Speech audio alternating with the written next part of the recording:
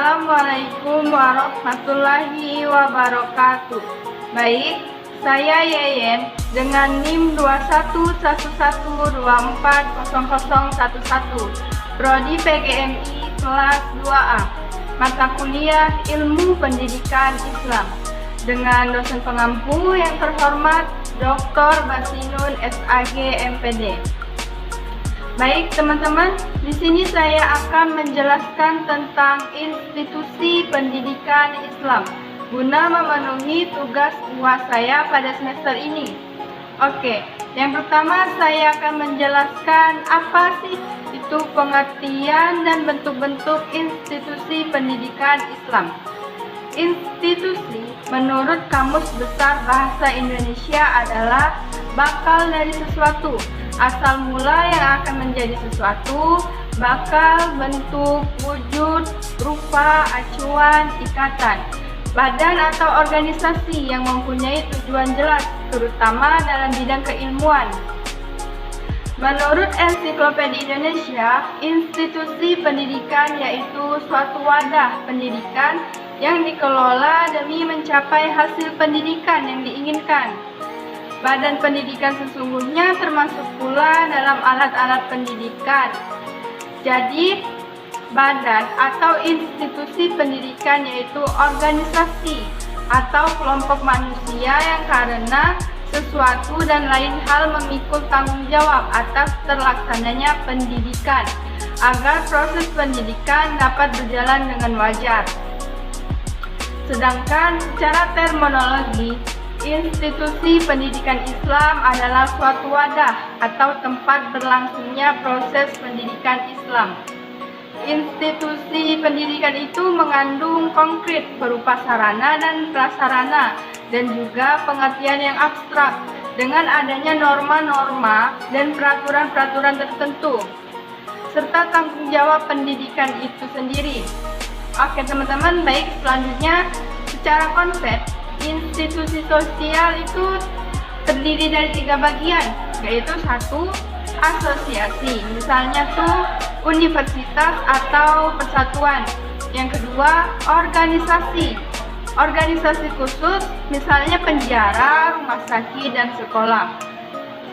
Dan yang ketiga, pola tingkah laku yang telah menjadi kebiasaan atau pola hubungan sosial yang mempunyai tujuan tertentu. Dalam Islam, pola tingkah laku yang telah menginstitusi pada jiwa setiap individu muslim mempunyai 2 bagian, yaitu institusi yang tidak dapat berubah dan institusi yang dapat berubah. Nah, jadi institusi pendidikan Islam adalah suatu bentuk organisasi yang diadakan untuk mengembangkan institusi-institusi sosial, baik permanen maupun yang dapat berubah-ubah. Selanjutnya ada yang namanya prinsip-prinsip institusi pendidikan Islam. Prinsip pendidikan Islam yaitu asas atau dasar dari upaya bimbingan yang dilakukan seseorang terhadap seseorang atau sekelompok orang, yang lebih ditekankan pada bimbingan untuk membentuk kepribadian yang sesuai dengan ajaran Islam dalam rangka menggapai kebahagiaan dunia dan akhirat. Dan selanjutnya, tanggung jawab institusi pendidikan Islam. Seorang ahli filsafat antropologi dan fenomenologi bernama Langeveld menyatakan bahwa yang bertanggung jawab atas penyelenggaraan pendidikan adalah 1. Institusi keluarga yang mempunyai wewenang bersifat kodrati. Yang kedua, institusi negara yang mempunyai wewenang berdasarkan undang-undang.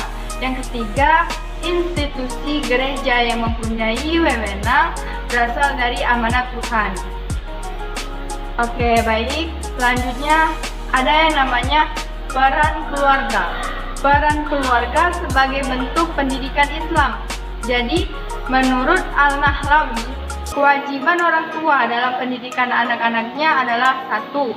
Menegakkan hukum-hukum Allah Subhanahu wa Ta'ala pada anaknya. Yang kedua, merealisasikan ketentraman dan kesejahteraan jiwa keluarga. Yang ketiga, melaksanakan perintah agama dan perintah Rasulullah Shallallahu Alaihi Wasallam. Yang keempat, mewujudkan rasa cinta kepada anak-anak melalui pendidikan.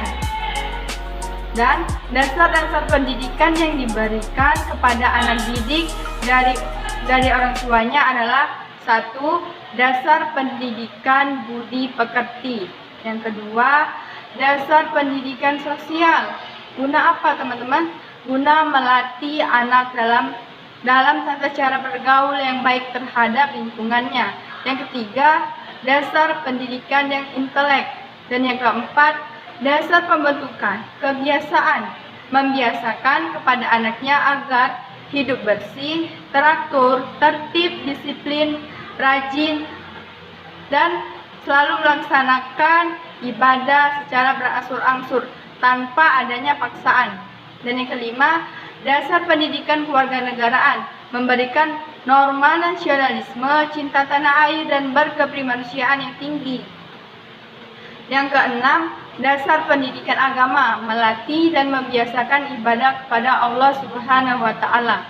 Dan hasil pendidikan yang disampaikan oleh ayah dan ibu memiliki corak yang berbeda.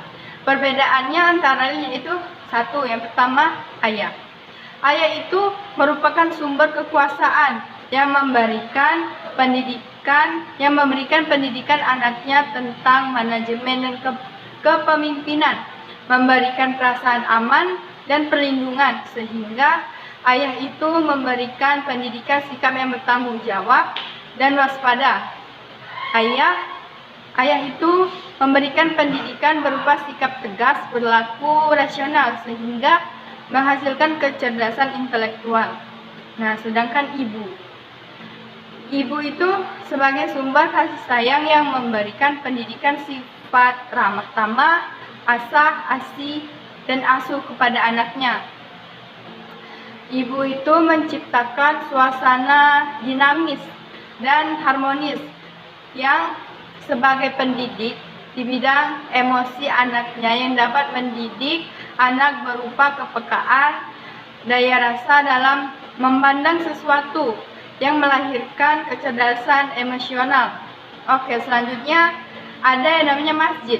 Masjid salah satu implikasi sebagai institusi pendidikan Islam, yaitu 1. Mendidik anak untuk beribadah kepada Allah Subhanahu wa Ta'ala. Yang kedua, menanamkan rasa cinta kepada ilmu pengetahuan dan menanamkan solidaritas, mentadarkan hak dan kewajiban sebagai insan, pribadi, sosial, dan warga negara. Yang ketiga, memberikan rasa ketentraman, kekuatan, dan kemakmuran, potensi rohani manusia melalui pendidikan kesabaran, perenungan, optimisme, dan mengadakan penelitian. Dan selanjutnya ada juga yang namanya pondok pesantren. Pondok pesantren sebagai institusi pendidikan Islam, tujuan terbentuknya pondok pesantren itu adalah: 1. Tujuan umumnya yaitu membimbing anak didik untuk menjadi manusia yang berkepribadian Islam. Yang kedua, dengan ilmunya dia dapat menjadi mubalik dalam masyarakat sekitar. Yang kedua, ada tujuan khusus, yaitu mempersiapkan para santri untuk menjadi orang alim dalam ilmu agama yang diajarkan oleh kiai dan mendakwahkannya dalam bermasyarakat. Selanjutnya ada yang namanya peran madrasah sebagai institusi pendidikan Islam. Sebagai institusi pendidikan Islam, setidak-tidaknya mempunyai 4 latar belakang, yaitu: 1. Sebagai manifestasi dan realisasi pembaharuan sistem pendidikan Islam. Yang kedua, usaha penyempurnaan terhadap sistem pesantren ke arah suatu sistem pendidikan yang lebih memungkinkan lulusannya memperoleh kesempatan yang sama dengan sekolah umum terutama. Yang ketiga, adanya sikap mental pada sementara golongan umat Islam khususnya santri yang terpukau pada barat sebagai sistem pendidikan mereka. Yang keempat, upaya untuk menjembatani antara sistem pendidikan tradisional yang dilakukan oleh pesantren di sistem pendidikan modern dan hasil akulturasi. Selanjutnya ada pula tantangan terhadap institusi pendidikan Islam. Transformasi sosial budaya. Transformasi sosial budaya berarti memodifikasi dalam setiap aspek proses sosial budaya, pola sosial budaya, bentuk-bentuk sosial budaya. Perubahan ini bersifat progresif dan regresif, berencana dan tidak, permanen dan sementara, menguntungkan dan merugikan. Selanjutnya, adapun bentuk-bentuk tantangan yang dihadapi dalam pendidikan Islam adalah yang pertama itu politik.